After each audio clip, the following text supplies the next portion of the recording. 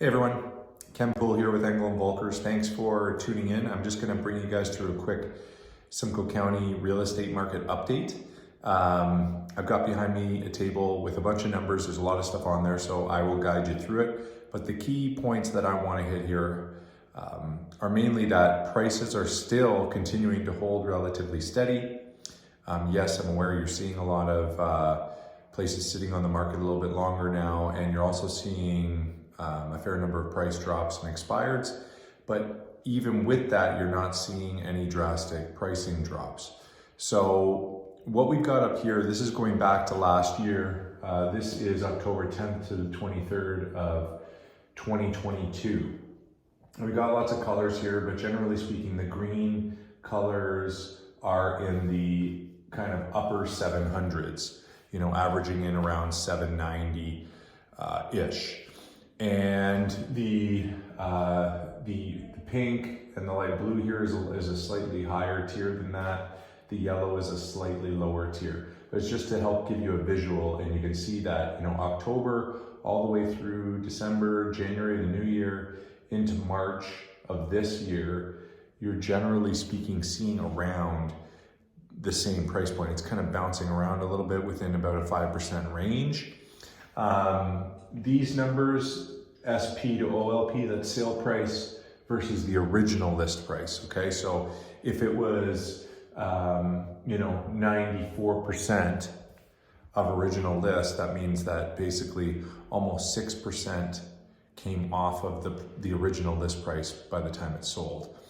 Versus SP to LP, that's sale price to list price, that's what the sale price is versus what it was listed at when it sold, right? And often if a place takes a while to sell, there was a price change somewhere in that time. So it's only comparing it to what the price was when it sold, not the original price. So those kind of strengthened from a seller's perspective into the first part of this year. We were seeing 96, 97% instead of 94, 95. But again, the sale price, and this is median here. So median is if you put all of the sales in order and you take the middle number, that's the median, whereas the average is if you add them all up and divide by how many there are. So key thing though, again, average is holding relatively steady, bouncing around. Okay, so then let's get into this year. So here was our condensed spring market. Usually the spring market is more like a couple months. This year, now these are in 2-week blocks. This year it was basically a month, okay? And we saw a bit of a price bump there. You can see that the sale price stuff was in the 97 to 98% range that the sale price was compared to the list price. So a bit of a stronger market compared to the other times. But again, the price range was still holding in and around the same. We're still seeing mostly green there, a little bit of yellow and blue, but the average price point still hanging in around that high 700s. Also to note, you'll see these maroon rows here. That is a 2-week block that experienced a interest rate hike, okay? So even if I go back, we'll look at them here. There's a 0.5, there was a 0.5 there, there was a 0.25 increase there. And here you can see another 0.25 and another 0.25. What you won't notice is any drastic average price drops coming out of those. So people that think that, oh, well, there's gonna be an interest rate hike, so therefore there's gonna be a big drop afterwards.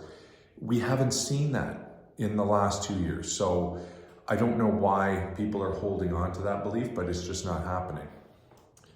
Okay, here we go with the last month or so, still hanging in and around the same average price point, okay? We're starting to see the sale price to list price percentages weaken up a little bit, again, as we head into the colder season.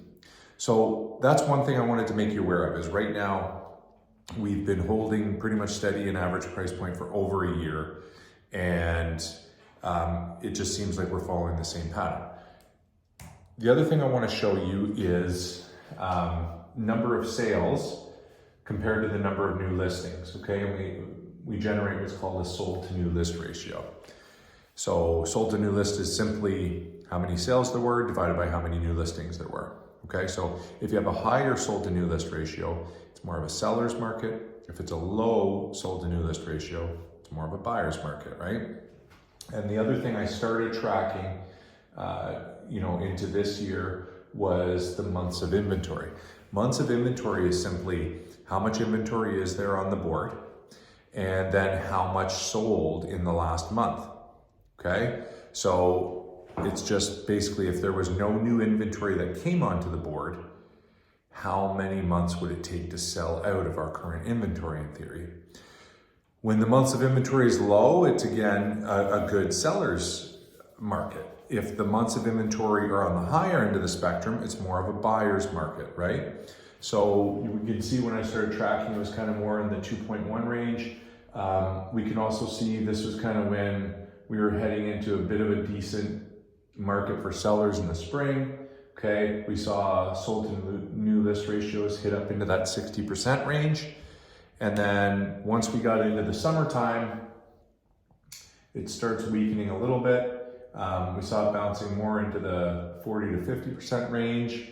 And then as we get into where we are today, you can really see it's been climbing, okay? So part of the issue is not so much that inventory itself has been climbing very quickly, it's just been slowly trickling on. The problem is that the number of sales are starting to drop off. So because the number of sales are dropping off, the number of stuff that's getting eaten up from the inventory is slowing down. So that's increasing our months of inventory.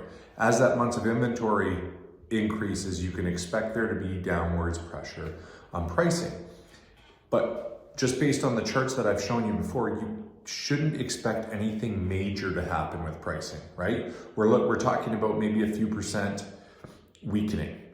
The thing with the months of inventory increasing right now is we're seeing more favorable conditions for buyers from a perspective of better conditions in the offer, being able to dictate the terms of closing and the dates and things better than you were before.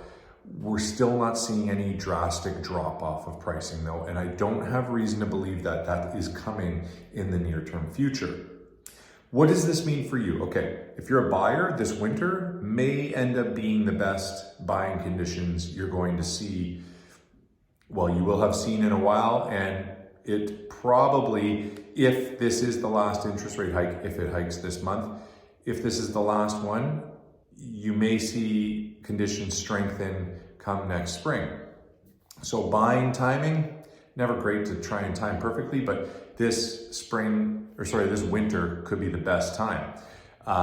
In terms of selling, if you're moving, this can still be a great time because if your place shows really well, it's still holding up a decent price, and the places that are struggling to sell because of simple cosmetic issues, you can really get a great negotiated offer on. So you can do really well in your trades. The only people that this current season isn't shaping up well for are those who are just looking at this being their exit timing from an investment property, or they're retiring and they're selling and they don't intend to buy again. Not a great winter for that. Again, though, there's lots of things to weigh there. You know, what's your time worth? What to you is a perceived great sale price? You may still be able to get it. But if you've got all the time in the world, you're still happy to stay there. You know, you might be looking at another year or two to get to the number that you're hoping for, but this winter isn't the ideal exit time. All right, I hope that you find that information helpful. If you have more questions about any of that, please feel free to reach out anytime. Thanks so much for watching, and look forward to catching up with many of you soon.